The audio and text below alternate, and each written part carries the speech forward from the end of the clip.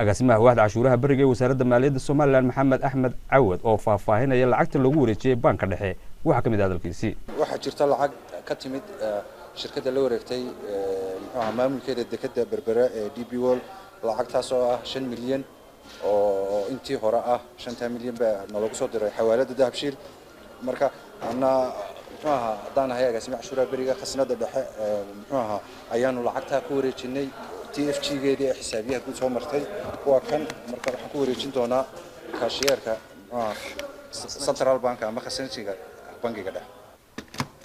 sidoo kale wasiirka wasaaradda maaliyadda Marwo Samsam Cabdi Aadan iyo gudoomiyaha banka dhexe ee Soomaaliland Maxamed Cabdi Dhoobaale oo halkaas ka hadlay waxa kamid ah hadalkoodii heshiiskii aynu la galnay DP World ee ah dekedda berbera wuxuu heshiisku ahaa inay markay dekedda la wareegayaan sanadka cusub ay bixiyaan 10 milyan oo entry ticketkii markaa anaguna budgetka sanadkan baan ku darnay 2017ka 10 milyan buu ahaa 10 milyan shantii ugu horeysay keeneen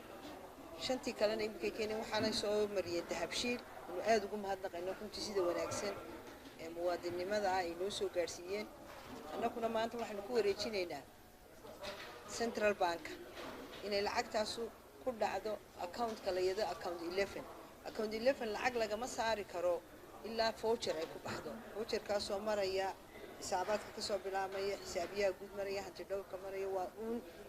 marka waxa lala sugayaa 10 milyan imika 5 milyan shantii kala imanaysa markay 10 milyan yimaadaan ayay dakhliga toos u geliyaan lacagtaas waxay ku dhacaysaa waa dakhli dawladeed DP World way ka soo xarootay iyadoo soo martay dariiqa dahabshiil cashuuraha barigana soo martay khasadiinka ku soo dhacday waa account waxay ku dhacaysaa 11 dooda dhexe lacagteedu ay ku soo dhacdo dakhliga dawladeed ku soo dhaco si